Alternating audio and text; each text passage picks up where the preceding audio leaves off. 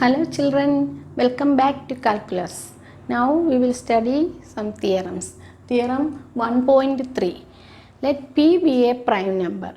If p divides a square, then p divides a, where a is positive integer.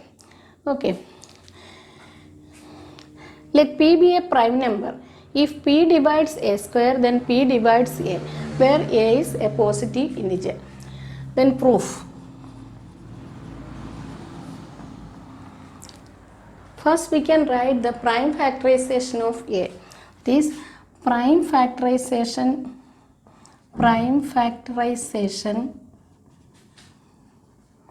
of a, that is a is equal to p1 into p2 into etc. up to pn, where p1, p2 etc. pn are primes.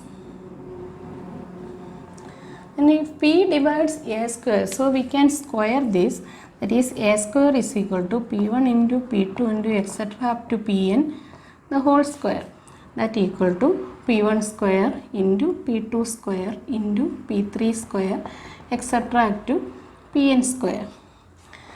Then given that p divides a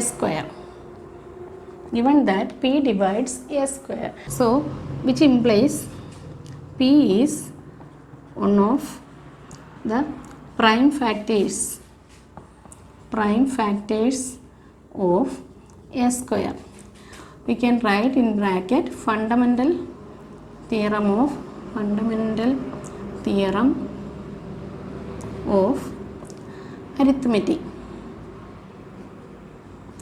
So fundamental theorem of arithmetic, p is one of the prime factors of a square.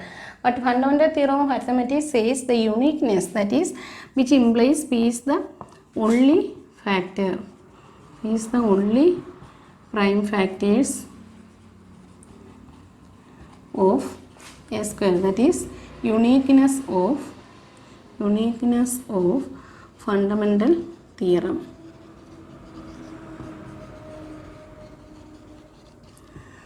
Which implies that p is one of p1, p2 etc. pn. P is one of p1, p2 etc. pn. That is a is equal to p1, p2, p3 etc. pn. Which implies p divides a. First, prime factorization of a can be written as a is equal to p1, p2 etc. pn, where p1, p2 etc. pn are primes. Then we can square a square is equal to p1 square, p2 square etc. up to pn square.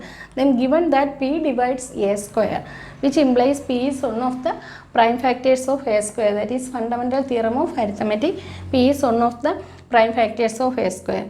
Then the fundamental theorem of arithmetic says the uniqueness, that is p is the only prime factors of a square, which implies p is one of p1, p2 etc. pn. That is a can be written as a is equal to p1, p2 etc. up to pn. Then p divides a, which implies that p divides a. So p be a prime number. If p divides a square, then p divides a, where a is a positive integer. Okay. So next theorem 1.4, root 2 is irrational. This proof can be done using the method of contradiction. That is, first we assume something and finally we get our assumption is wrong, and that way we can prove. That is proof by contradiction. So proof, assume that root 2 is rational. Then we know that a rational number can be written in the form p by q. Therefore, root 2 is equal to p by q, where p and q are integers and q not equal to 0. Then also p by q is its lowest form, that is there exists no common factor between p and q, or p and q are coprimes. Then what do you mean by coprime? Coprime means if there exists no common factor between that two numbers other than 1. So that P by Q, there exists no common factor between P and Q other than 1. 1 is a factor of every number that we know. So there is no other factors between P and Q. So P and Q are coprimes. That also we assume. Cross multiplying P is equal to root 2 Q and squaring on both sides, squaring P square is equal to 2Q square. P square is equal to 2Q square.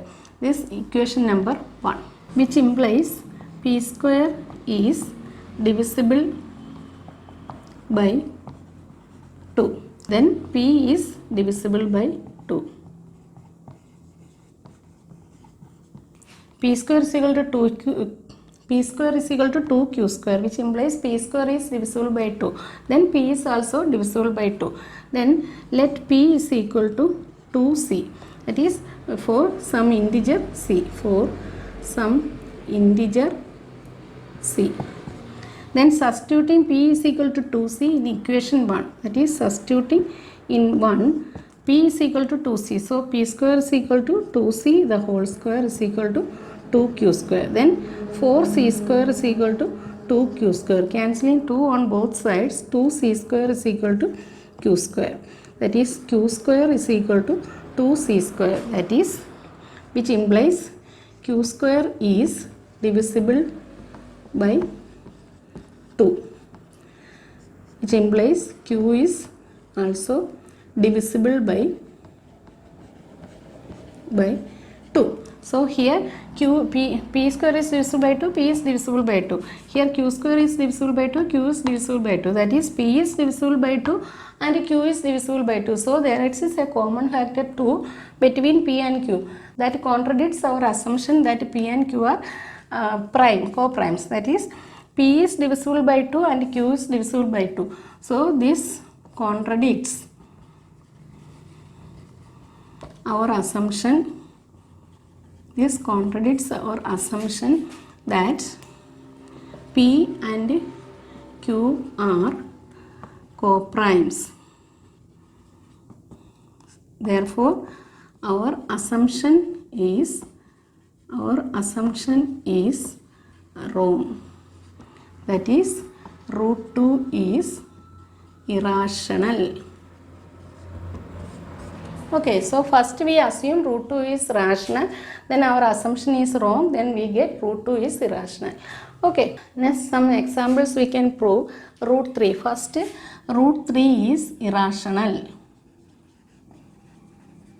That also we can prove by the method of contradiction. That is, assume that root 3 is rational. Then root 3 can be written as P by Q. Therefore, root 3 is equal to P by Q, where P, Q are integers, Q not equal to 0. Also, P and Q are coprimes. Then cross multiplying P is equal to root 3Q. Then squaring P square is equal to 3Q square. This equation number 1. Then P square, which implies P square is divisible by 3. Then P is also divisible by 3. Next, let P is equal to 3C for some integer C. Then substituting in 1, that is P square, that is 3C the whole square is equal to 3Q square. That is 9C square is equal to 3Q square. 3 cancel on both sides, 3C square is equal to Q square. That is Q square equal to 3C square, which implies Q square is divisible by 3, which implies Q is also divisible by 3. Follow? So P is divisible by 3, Q is divisible by this contradicts our assumption that P and Q are co-primes, that is there exists here, there exists a common factor 3 between P and Q. So this contradicts our assumption that P and Q are co-primes. Therefore root 3 is irrational.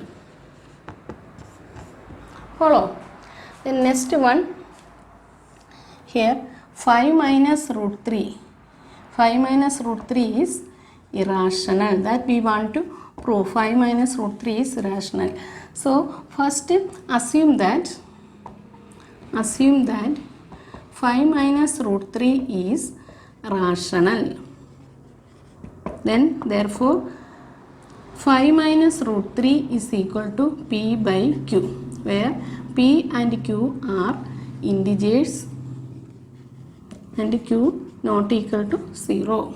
Then from this equation we can write 5 minus P by Q is equal to root 3, or root 3 is equal to 5 minus P by Q. Then 5 means 5 by 1. Then Q upon 5Q minus P. So 5P by Q is a rational number. Then 5P and Q are integers. So this 5Q minus P by Q is a rational number.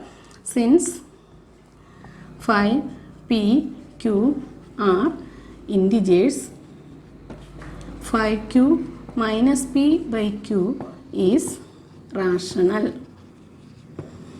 which implies root 3 is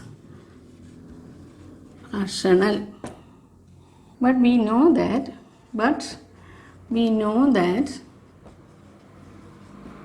root 3 is irrational. This contradicts our assumption that 5 minus root 3 is rational. Therefore 5 minus root 3 is irrational. So next, 3 root 2 is irrational. That we want to prove. So first assume that 3 root 2 is rational. Then we can write 3 root 2 is equal to P by Q, where P and Q are integers and Q not equal to 0. So 3 root 2 can be written as P by Q. That is 3 root 2 is rational, that we assume. Then 3 root 2 can be written as P by Q. Then root 2 is equal to P by 3Q. That is 3 root 2 into Q equal to P. So root 2 is equal to P divided by 3Q. And P by Q is a rational number. P and Q are integers and 3 also integer. So since P, Q, 3 are integers, P divided by 3Q is rational. Then since P by 3Q is rational, root 2 is rational. But we know that root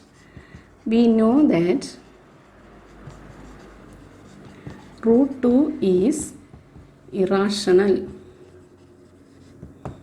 So P by 3Q is equal to root 2. P by 3Q is rational, root 2 is also rational. But we know that root 2 is irrational. This contradicts our assumption, that is 3 root 2 is irrational. follow. So now we study the theorem 1.3 and 1.4. If you like this video, please like, subscribe and share. Okay, thank you.